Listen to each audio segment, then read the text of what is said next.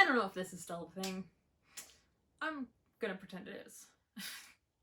I am doing the mid-year book freakout tag. The original will be linked down below, as well as the questions. So, question 1. I need to read the questions. Best book that I've read so far in 2021. What have I read this year? A lot of garbage. The best book I read this year is probably House of Hollow by Crystal Sutherland. I adored this book. If you don't know, this is a book about a family in which their 3 daughters all went missing out of nowhere in the middle of a street. Like they were walking home one night and they all just disappeared for a month or a few months. And when they came back, they were different. And their parents had trouble coping with that and kind of how weird they became. This cover is beautiful. This book was the exact kind of creepy, atmospheric weirdness I wanted. I loved it so much, so I think this is the best book. This is my favorite book that I've read in 2021. Question 2 is the best sequel I read this year. Now, I don't think I've read a lot of sequels this year. I read the entire 12 books in the House of Night series. Even if those were the only books I read this year, I don't think that would be the best sequel or have any of the best sequel in it. I also read The Box in the Woods by Maureen Johnson, which is the sequel to the Truly Devious trilogy. This is her standalone. But I think my favorite sequel that I read this year has got to be Network Effect by Martha Wells. This is the first novel in the Murderbot trilogy. This is book 5. I love Murderbot. Loved reading this. I was confused at points, and I don't even care because these books are just so good and they make my heart happy. So yeah, this is the best sequel. Question 3 is a new release you want to read but haven't yet. That is In Deeper Waters by F.T. Lukens. This is a queer pirate book. I feel like I've been talking about this a lot. Let's see. Most princes would be eager for their coming-of-age tour, but Tal isn't most princes. He knows he can't partake in the adventures and debauchery his siblings enjoyed on their tours, not when letting loose could mean accidentally revealing his forbidden magic and upending his kingdom's hard-won peace. But when his ship's crew rescues a mysterious prisoner from a burning derelict vessel just a few days into the journey, his world changes.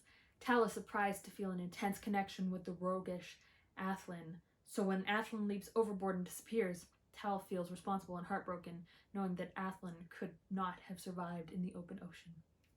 That is, until Tal runs into Athlin days later on dry land, very much alive and as charming and secretive as ever. But before they can pursue anything further, Tal is kidnapped by pirates and held for ransom in a plot to reveal his rumored powers and instigate a war. Tal must escape if he hopes to save not only himself but his family and the kingdom, and Athlin might just be his only hope.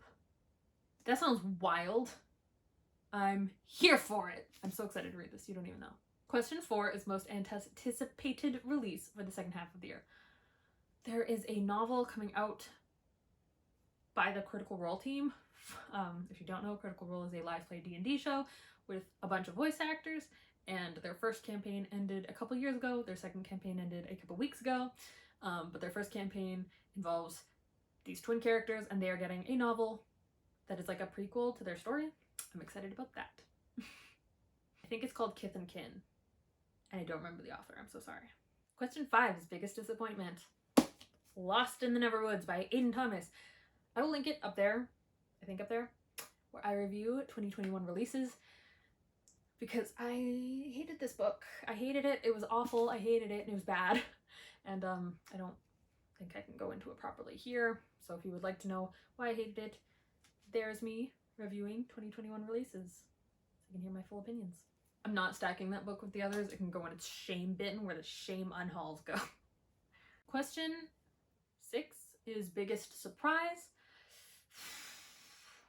I'm going to say again that my biggest surprise was House of Hollow, because this cover has a really Wilder Girls-esque feeling to it, where I was so excited about that book based on the premise and the cover, and then the actual story was bleh. And then I was really excited about the premise and the cover of this, so I was really scared that I was going to hate it.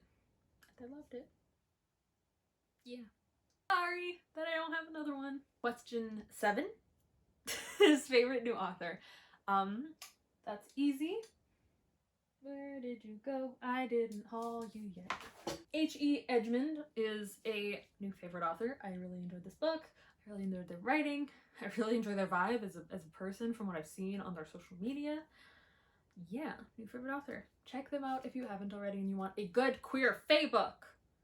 A good one. Also a debut author and new to me. I don't know if they can be anything but new to me, but you know. Question 8 is new fictional crush. I mostly read YA and I am 25, so pass. But I did watch the Amazon Prime show Panic, and the actor and character of Ray, the actor's like 29, so I can say this, was like really attractive. So yeah, that's like a book character, right? Should I read Panic? Let me know in the comments because I kind of want to. Question 9. Newest favorite fictional character. I don't think I have one. Can I just say Murderbot again? I reread the whole series this year. And I'm just like, that's it. That's my favorite fictional character. Is that a bad answer? I'm sorry. Question 10. Book that made you cry. None of them. I don't know the last time I cried reading a book. A while ago, probably. Because I can't think of a single time. Yeah, sorry. Question 11. A book that made me happy. Books that make me happy. The Murderbot books make me happy. I don't... I can't think of a book that isn't already here that made me, like, happy. Because I've only read, like, 50 something books this year. And 6 of those were Murderbot. 12 of those were the House of Night series from, like, the Twilight phase, where everyone was writing vampire fiction. And those books are not good. But that's, like, a solid, like, quarter almost of what I've read this year. So, yeah. These books made me happy. Well, not this one. I haven't read this one yet, but you know what I mean. I don't have 12 fingers. Number 12! Number 12, most beautiful cover that I have bought or received this year. I'm gonna say it. I'm just really into this cover. I'm pretty sure I bought this year. At least hauled it this year, so yeah, I bought it this year. I'm into this. I'm into this cover. I feel like it's just the prettiest cover. I guess, actually, House of Hollow is also very much my vibe. I just really like this book, and I'm really excited about this book. This book's gonna disappoint me, I guarantee it. I have so much fear that I'm gonna hype this book up and I'm gonna hate it. We'll see. I'm gonna do another reviewing 2021 releases, and that's gonna be there. So we'll see how I felt about it when I actually read it. And if I've made that video, I will link it somewhere, hopefully. Question 13 is, what book do I need to read by the end of the year? I think I have to read by the end of the year. Gideon the Ninth. I think there are at least 2 people who will fight me if I don't read these books by the end of the year. But I'm also like, if I read this and I read the sequel, I'm gonna have to wait until 2022 for the 3rd one. The struggle is so real. What if I have to reread them? It'll be fine. I have to read this by the end of the year. Like, I think people are gonna be mad if I don't. But yeah, that's my mid-year freak out book tag. I guess usually I kind of talk about the goals that I set for myself personally and how I'm doing with them. And one of my goals was to have under 200 books on my physical TBR. I think I have about 280, so we're not even close, and I'm gonna have to really pick up steam if I want to get there. One of them was to read 5 trilogies. Nope. And I'm trying to debate on if I read the first book and then I'm like, nah, if that counts. One of them was to reread and finish an entire series that was like one of my favorites, because I had a lot of favorite series that I never finished. Haven't done that. One was to read 5 duologies. I don't know if I've read 1 duology. One was to read 3 4+ book series, which I read all of House of Night, which was 12 books.